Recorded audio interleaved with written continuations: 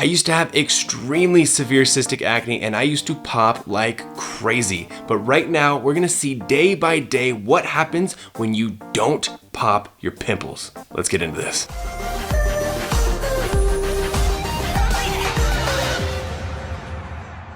All right, day one, this pimple has arrived, it is gaining pressure and it is getting bigger. The hardest part of having acne is not popping your pimples. It takes an insane amount of discipline, but it's pretty crazy what happens when you stick to it. Here we are on day two and you can see that this pimple is pressurizing. It is building up. And I don't know about you guys, but the small medium zits for me sometimes hurt the most because they get a lot of pressure and it sometimes feels like they're sitting literally on top of a nerve. So for me, it is the hardest time to resist popping it because it hurts and I just want to pop it and get rid of it. But don't worry, I didn't do that. Now moving on to day three, and you can see that this pimple has reached max pressure. It's dried up, it's got a thick, almost scab-like texture, and you can see that the pimple has now formed a pimple on top of the pimple. So if you look closely, you can see that there's a darker halo and then a white head inside of that halo. This is where the pressure inside has been building up and it's been pushing everything to the surface. I thought that it might fall out while I was sleeping, but fortunately, it did not. Now we're on to day four and it has naturally broken the surface and started to ooze out. Now at this point, you definitely could just put a warm compress on top of it to help bring the rest of the goo out, but I just dried what had come out and I just left it, right? I waited until I got home later that night and then I hopped in the shower to let that hot steam sort of soften it up, get rid of some of that scabby crustiness, and then I got my handy blackhead extractor tool because it looked like it was on the verge of popping out on its own. So after working a bit and making sure I used as little pressure as possible, out comes the pimple. It's so satisfying when that core comes out. When that happens, it means the pimple's not going to come back.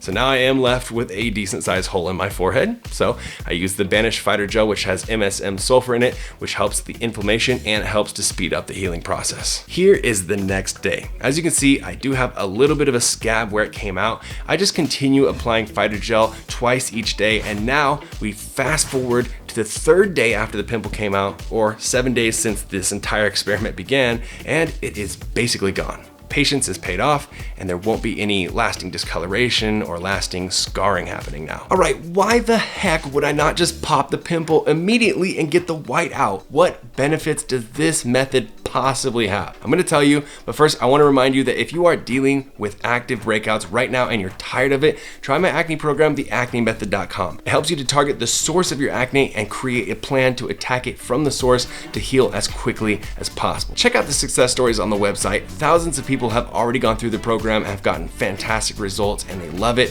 Why not you next? So, why not pop it? Well, a pimple is kind of like a balloon, right? It has a top, it has a bottom, and when we try to pop the top and we have to put a lot of pressure on it, it oftentimes will pop the bottom, below the skin. That's why when we try to pop a pimple, it swells up to twice the size and it lasts 2 times longer. I actually remember when I had my most severe acne and I would get cystic acne, I remember this one specific time I squeezed so hard a cyst on my forehead. It was so hard that my hands were literally shaking. That cyst swole up 3 times the size at least, and I'm not even kidding you, it lasted 6 months. 6 months, and then the mark even longer. Even though it is extremely hard to do this, if you don't pop a pimple, that sebaceous fluid inside will harden up and then the body will naturally continue to push it up as it begins to heal the pore. Eventually, the body pushes it up so far that the hardened core will just naturally fall out while you're sleeping or while you're taking a shower. For me and a lot of other people, this method has caused the least amount of scarring and discoloration, and that to me is why this method is so useful. Could you do it? Earlier I mentioned a product called Fighter Gel. It's from my favorite skincare brand called Banish.